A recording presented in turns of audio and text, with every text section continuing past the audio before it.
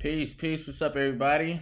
What's good? What's good? Thank you guys for joining me here yet again. Another week going live and direct to the people. Giving some info, teaching some stuff. Thank you guys for joining me today. I appreciate it. What's good, everybody? What's up? What's up? Peace to the chat. Rashawn, Nehemiah. I think that's how you say your name. I don't want to ruin your name, B. I'm sorry, man. What's good though, everybody? What's happening? What is happening? What's good, man? How's everything? Mega Bills, what's up?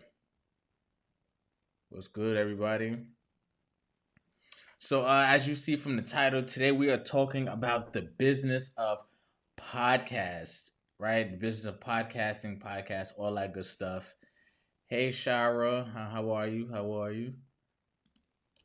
So, yeah, we're talking about the business of podcasting today. Thank you guys for joining me yet again. We are live and direct. So, hit the like button and we'll get started. All right. So, the reason why I wanted to talk about the business of podcasting today is because obviously, if you have been on the internet in the past 10 years, you have seen an obvious, clear boom when it comes to podcasting as an industry. And since, I podcast, I've been podcasting since, when did we start? 2018. That's when we started. Yeah. So we started 2018 and it's going on 6 years now. We actually passed the anniversary. So it is 6 years now. And a lot of people, reach out to me for advice and things like that when it comes to podcasting and how they can, get started and what they need to do. What kind of mics do they need? Somebody asked on the last pod that I did with my dad, what kind of mic was I using, right? So that's why I wanted to talk about this because one, there is a lot of misconception when it comes around to podcasting, a lot of myths that need to be a little dispelled. And I want to just kind of just give the real deal as to what, this is and what it can be for you and your business and how, you can really make money from podcasting. Now, before we even get started, I want to actually invite everybody. I want to invite everybody who's watching, anybody who will watch, that in the six-figure family membership, I'm going to be doing a masterclass for the month of May about how we at UrbanX are going to be doing, putting together our Father's Day sales campaign, right? So what I'm going to be doing is I'm going to be taking you behind the curtain.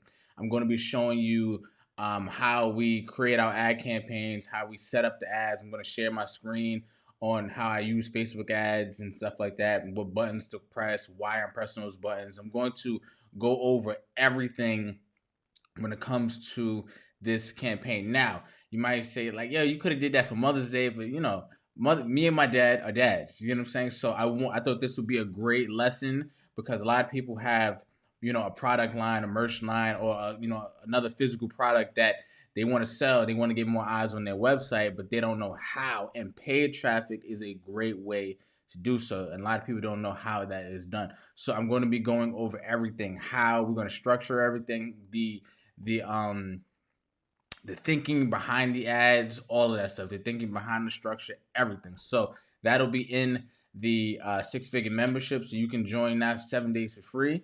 The link is in the chat right now, or if you're watching, the link is in the description below, so you can check that out. I think it'll be well worth your time. All right. So now let's get into some podcasting stuff. Now, the business of podcasting. So the first thing I would say when it comes to podcasting is that a lot of times people think that they can just get a mic, start talking into the mic with a couple of their friends, and then they're just going to be making thousands and thousands of dollars, right? Not the case, right? A lot of times we are, especially when it comes to podcasting, because it is a new industry, right? So what you saw happen when it came to the boom of the podcast industry, especially like with some of these like outrageous deals that some people were getting, you have to kind of think about who those people were prior to them starting the podcast, right? So Spotify just lost their ass in the past couple years investing millions of dollars into these podcasts with unproven people, right? Amy Schumer, the Obamas, Meghan Markle, like they spent a lot of money into their podcast department and did not get a return because those podcasts were trash, right? So that's one thing. So when you think about podcasting, don't automatically think about the deal that you can possibly get.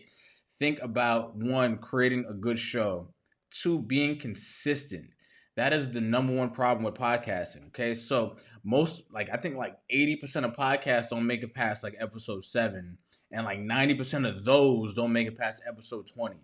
So a lot of people when they podcast, when they start these shows, they wonder like why they're not really gaining any traction, or they're not getting a lot of downloads, a lot of audio downloads, or a lot of views on YouTube and things like that. Is because you're not consistent. If you're not consistent on the internet, then then you're not gonna build up a trust with your audience.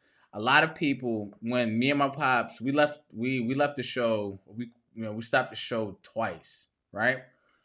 And both times people emailed us, DM'd us, and told us that their weekly schedule, they were basing their weekly schedule around our podcast, around Mondays and Thursdays, because we were just so consistent in that, right? So once you can get that, once you can build a trust with the audience where they know where they're gonna get you, they know when they're gonna listen to you, they know when you're gonna have a new episode, and they're anticipating that next drop, then you have something. When I was working in corporate America, I had Mondays I had Bill Burr's podcast, right? His podcast dropped Mondays. And then Wednesdays, Joe Budden podcast, right? Thursdays, Brilliant Idiots podcast. And I think Thursdays again, Bill Burr would drop again, right? So, and that's an example of how I used to just kind of structure my week around that. Like I just kind of knew, like, all right, my week is gonna get busy. I have something to listen to at work. You know what I'm saying?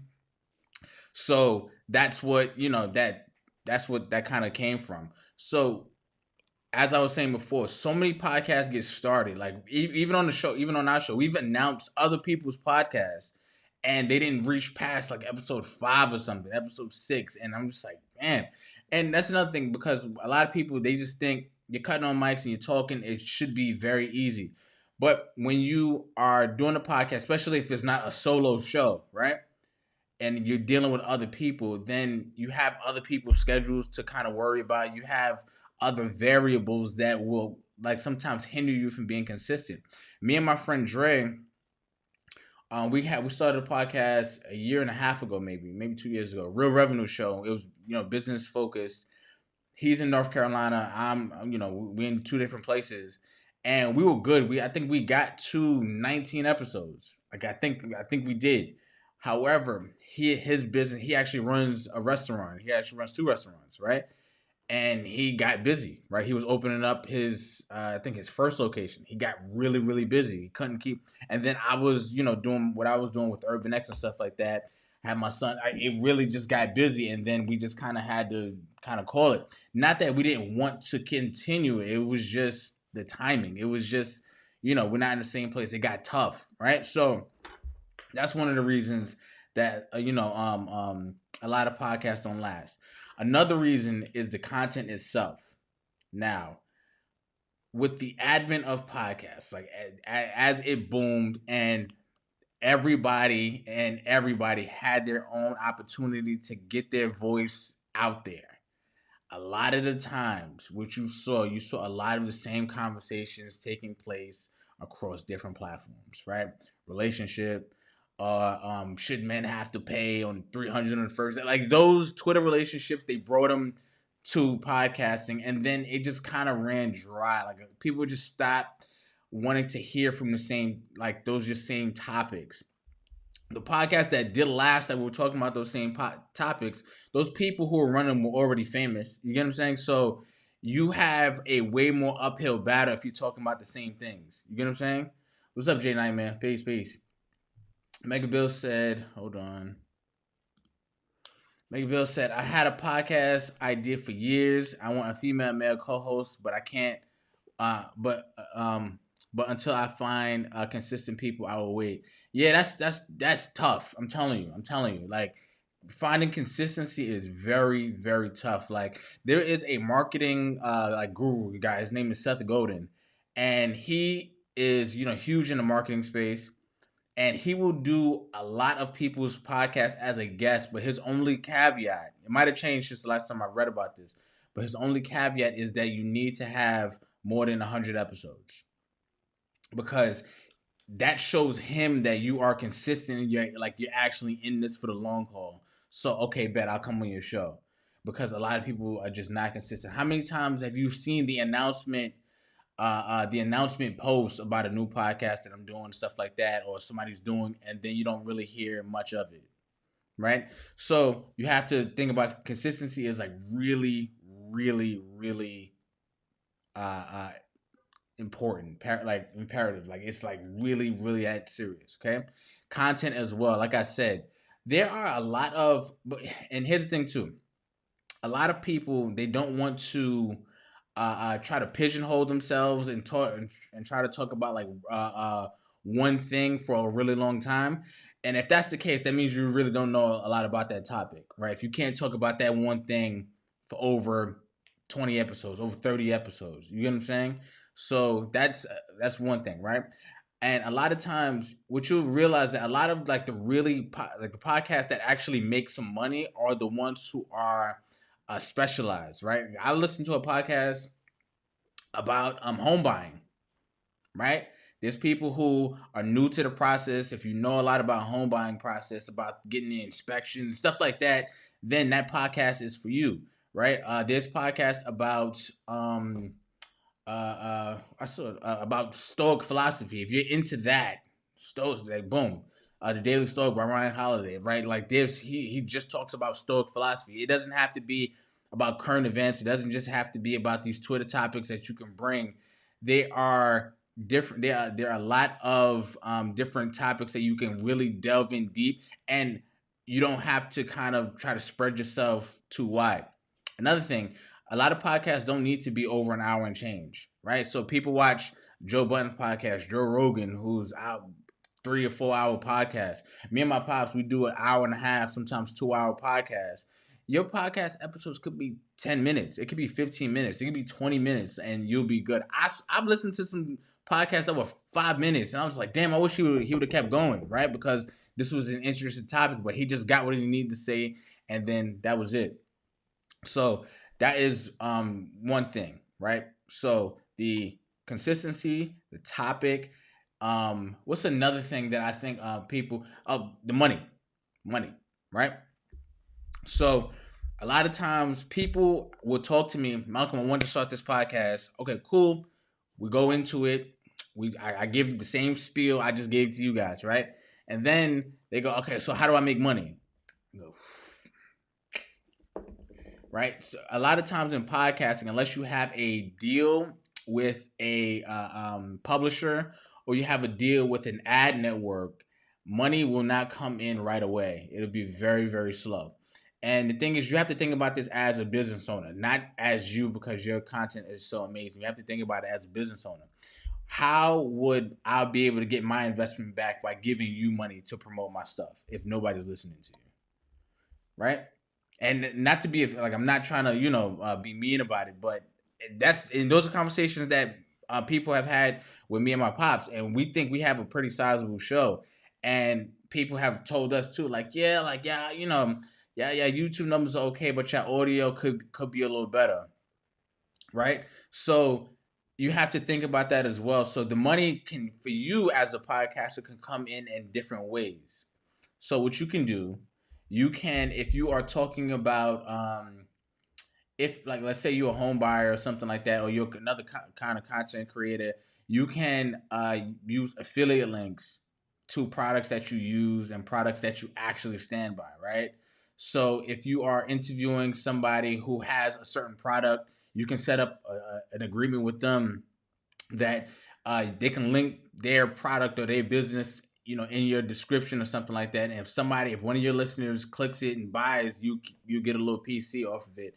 And that's the way a lot of people are making money, right? A lot that's a lot of people's business models. My pops talked about that on the show the other day, but that's true. That's a lot of people how they do stuff. They interview you. You'll probably have a course or a program or something like that. You'll set up an affiliate commission deal with the host, especially if they really have a big platform. And then if they buy it or buy your course off of from that link, they'll get some money, you'll get some money. So you guys are both incentivized to talk well about the product. So that is how a lot of people make money. The other way is certain podcasting hosting sites like Audio Boom. That's one you can use. Red Circle. That's one we use. They have built-in ads like YouTube, built-in ad programs like YouTube has. Once you get over a certain threshold of listens and plays or downloads, and then they'll place their mid-roll or pre-roll or post-roll ads on your show, and then that's how you can make some money. It's not a lot. It's not a lot, but it can happen. And then they also have programs where you can read ads that actual brands give them. They'll give to you. You'll have to agree. They'll give to you. You can read it. Me and my pops, we did a read about Rap Radar with Elliot Wilson and I forget the other guy's name, and we did a read for that one, and we got paid some money. It wasn't a lot, but we got paid, and I thought that was cool, right? So that's how you make money. But the thing is, the overarching thing here is that you need to gain an audience. You need to gain a listenership, and not just chase Joe Budden, not just chase Joe Rogan, not just chase Poor Minds, not just chase those podcasts that have huge backings behind them, right? So another way, as my pops just put in the chat, you can also sell commercial space on your own, right? So we sell commercial space on our podcast on our own, right? And again, but that has to make sense for people. So if you don't have a big enough audience, why would I want to pay to have my, ad on your show just to pay you? It has to make sense for me as well. I have to kind of see some return somehow. I need to see some kind of, increased traffic to my site or something to that effect as well. So that is another way. You can also sell time, like sell space, commercial space on your show, directly. Okay. Another way to make money, and it's all going to come back to the same thing, but another way you can make money is through memberships, right? Patreon, or you can have your own membership as well.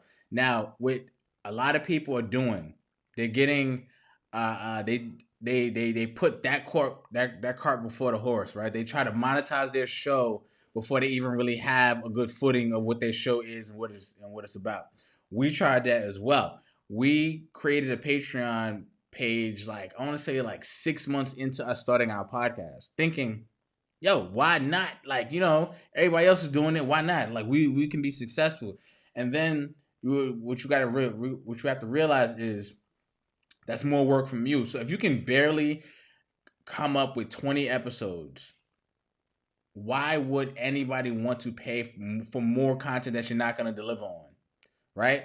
So again, be cognizant of that, right? You just kind of have to try to put yourself in the best position to win. So your podcast doesn't have to be every week. It could be every 2 weeks, right? It could be, twice a week, but stick to something that you can stick to.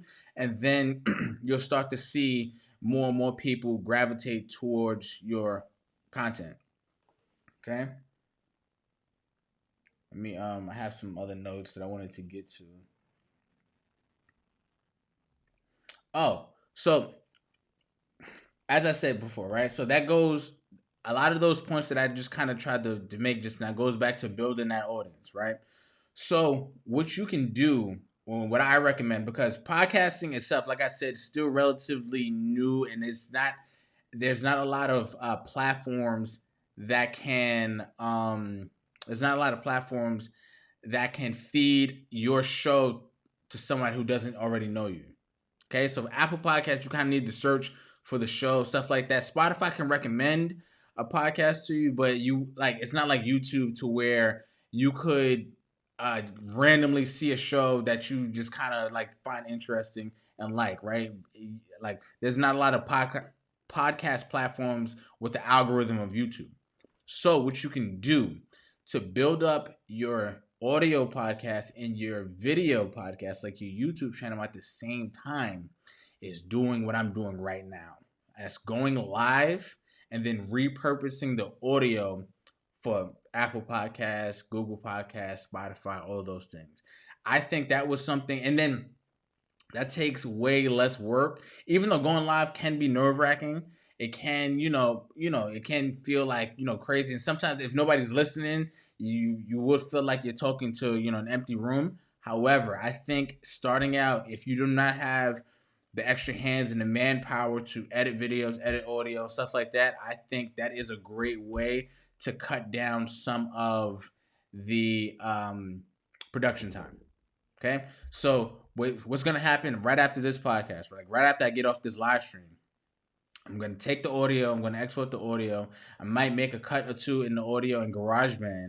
I'm gonna export that. I'm gonna put that into Orphonics. Right, it's an AI program that'll kind of master the audio and make it sound really full in headphones. Right, and I believe I believe they have a free plan, but so you can use that, and then I'm gonna upload it into my podcasting hosting platform, and then it'll be up on Apple and stuff like that tomorrow, right? And that's because one, I don't have time to edit 3 and 4 shows and stuff like that, and I just think it's an easier way. And another low-key aspect of it, it is a great way to build a connection with your audience. Like right now, I'm reading comments. Jay Nightman just asked about the Urban X membership, and I'm gonna run your card again. All right, I got you, Jay Nightman. I'm gonna run your card again. See, I can do that right now because I'm live, and I can do that, and that helps kind of build the camaraderie between you and your audience because they know that you're going to be here, and it brings a different energy to the show. Okay, and yes, that's orphonic.com.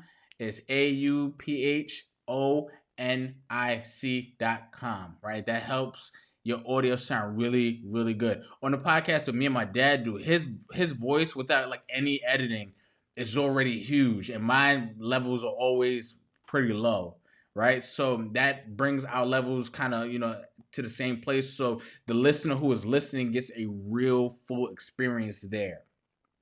Okay. So what I will also say is that the reason why that works well is also the reason why that also works well is because there's some people who literally only just listen to podcasts. They don't watch it. I've become that person where I just listen. I drive a lot.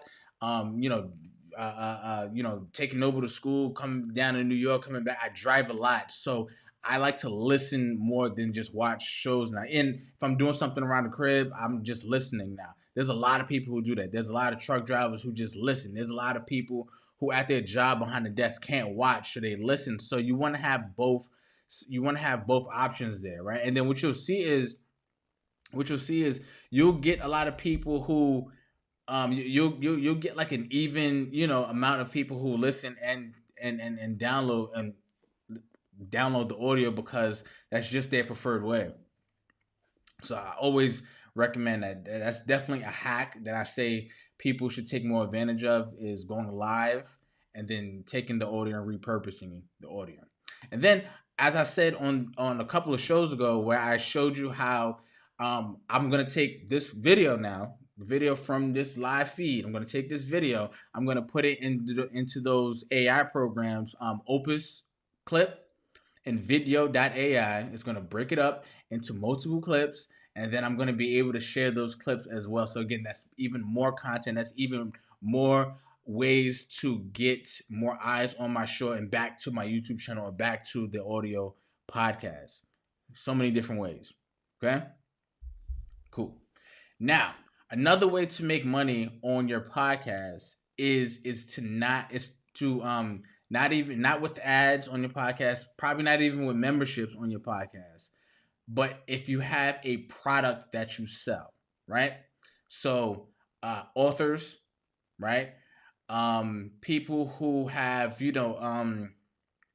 what else? Author's a good one. If you have just whatever other products that you sell, and you do a podcast in the same vein of what you're talking about, that is a great way to sell your product. The reason why the Urban X podcast even started is because I was listening to, I think, don't judge me, don't judge me. I'm saying they're not. Don't judge me. Okay, I was listening to the Brilliant Idiots with Charlemagne and Andrew Schultz. It was 2016. Don't judge me.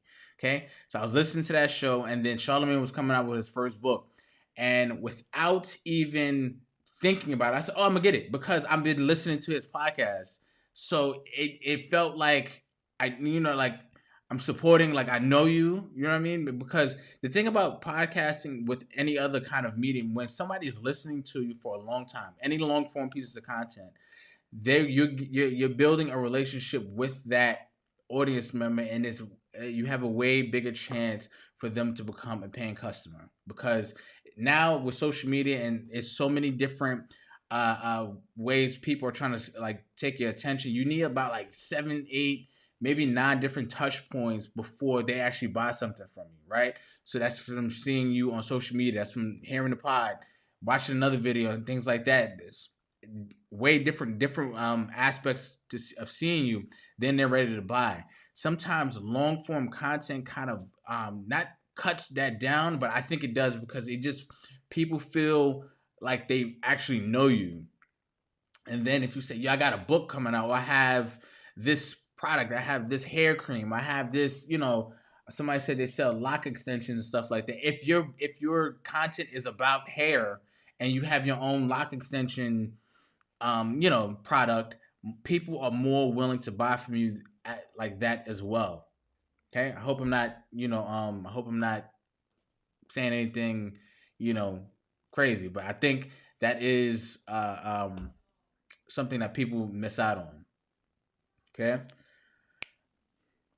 hold on, some love moves. Said podcasts are great to run in the background. Short form takes a lot of work to keep them rolling while you're working on something driving. Absolutely, right. So short form, if you think about the way you watch TikTok or YouTube Shorts, you're watching something, you're scrolling, you're watching something, you're scrolling. Sometimes an hour podcast can go, and that can help you with a drive. That can help you while you're doing dishes, stuff around the house, and then you realize, like, like either you agree with this person that you're listening to, or you don't, or you support this person, or you don't, and then in that case, you turn it off. But that's why, like, when people like see me in the street and stuff like that, they know stuff about. I'm like, yo, Malcolm, how'd your son? I'm just like, I've never seen this person in my life, but he's been watching me, he's been listening to me for years. At this point, we have over 468 episodes. He's been listening to us for years. They know us. You know what I mean? Like, there were people when I even announced that I was having a child, when we live streamed that was so happy for me, because they've watched me, not grow up, but they've watched me for a while before I even had a kid. You know what I mean? Before that was even a thing. They just watched me. They watched me when I quit my job to even go into this even full force. So then once you are consistent, you're taking your audience members on a journey with you, then it's like you have a better opportunity to actually build something. You know what I mean?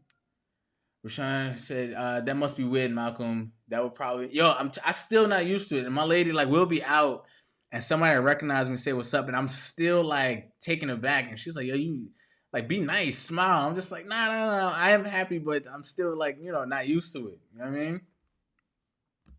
I mean? What else? What else do I have? What else do I have when it comes to podcasting? Yes, I think the affiliate business model, which I've talked about, that's really well. If you have a product that you're selling, podcast work great. Um, also, consistency, but also what I will say as well is, if you are by yourself, right, and you're not too keen on doing a show by yourself, you're not too keen on speaking for 10 minutes, 20 minutes, what you can do is, and this is what I just told somebody to do the other day, you can get other people in that field or in that industry, whatever it is, and you can interview different people. And that what that'll do is you'll start to cross promote. You'll start to introduce new people to your audience. You probably can take some of their audience as well, not steal their audience, but you can get some of their audience to watch your show as well. I've done that plenty of times. Like I've listened to an interview, and then I've went to research that person that they were interviewing, and then now I'm watching their show, I'm buying their products. Prime example, like I've done that with a few different authors. Like, oh snap, this person's interesting, and then I go down a whole rabbit hole. So that is very, very important to do. So if you are a physical trainer, right, and you're talking about you're talking about physical training and stuff like that, you can interview other athletes, you can interview exercise scientists, you can interview nutritionists, you can interview a lot of different people within that field, within that umbrella, and then what you'll see is more episodes can come from that, right? So somebody might say something, and then you can go into it on your own in a shorter episode, and then interview somebody else. The possibilities are endless. So what I will say is, if you are starting out, right, and if you don't want to use your own brain power to do this, I say go to ChatGPT to get this so they can do this for you, right?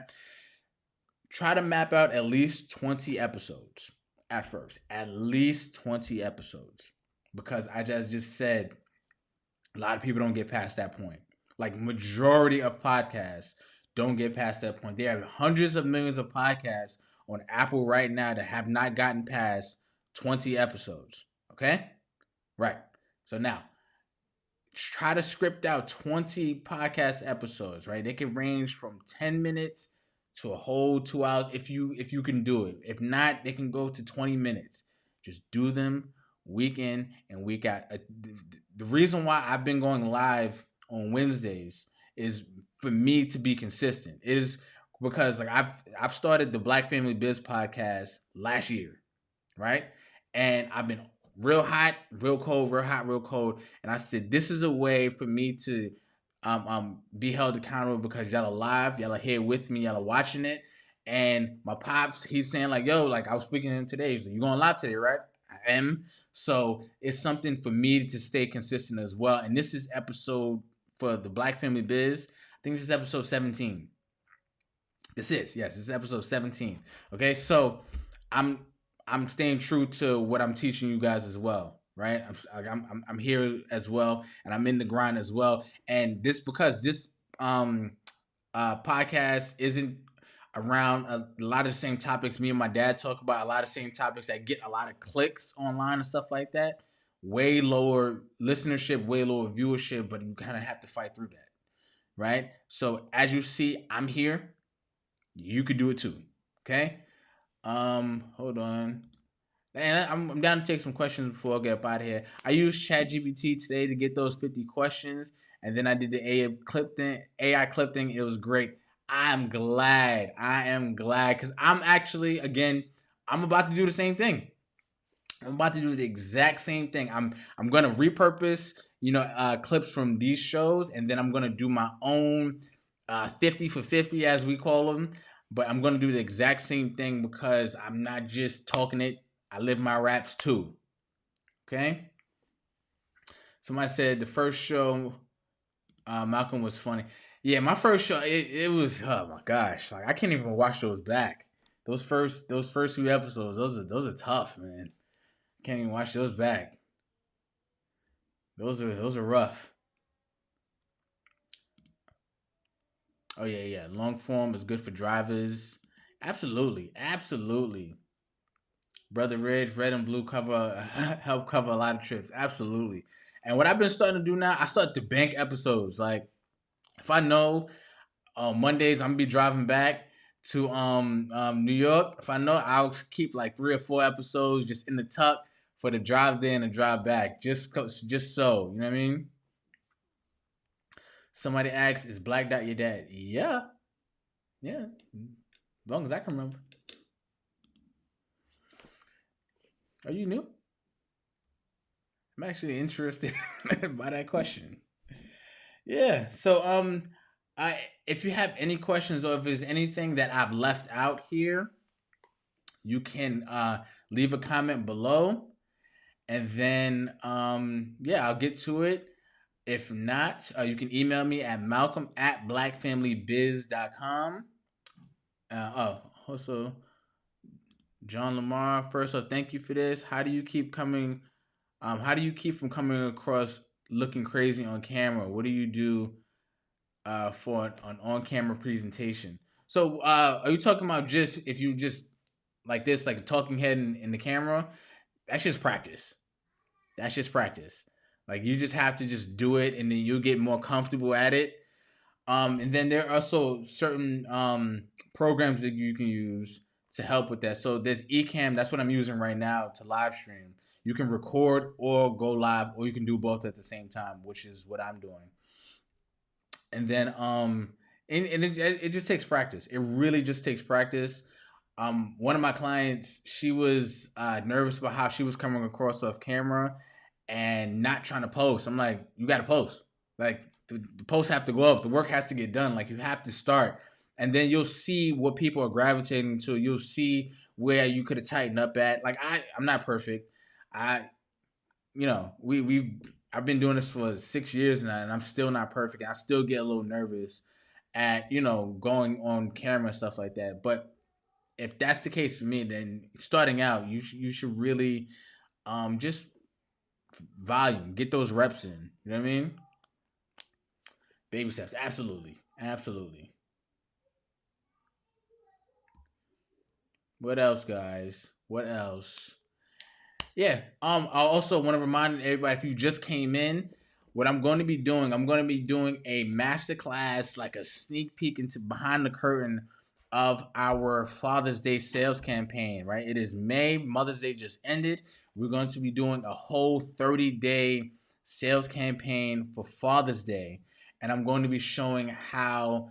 We're going to structure our campaigns. We're going to structure our ads, our Facebook ads. I'm going to show you my screen on how I do this, how I do everything. So if you want access to that, you have to join the Six Figure Family membership. The link is in the chat, and the link is in the description below. You get 7 days completely free as well. And then, you know, I think it's worth it. I think you'll learn a lot. And you might hear my son crying in the background because it's bedtime. And I have to go. Real quick, somebody asked how am I liking Delaware? Delaware is chill, man. Real chill, real calm. From the Bronx, so it's too calm sometimes. Like I don't hear no buses, I don't hear no music blasting. The nearest like there's no like corner stores. Like it's bugging me out a little bit. There's one a couple blocks away, but it's not like you know how I go. But thank you guys for joining me yet again, and I will see you guys next Wednesday, same time, same place. We are here, and peace.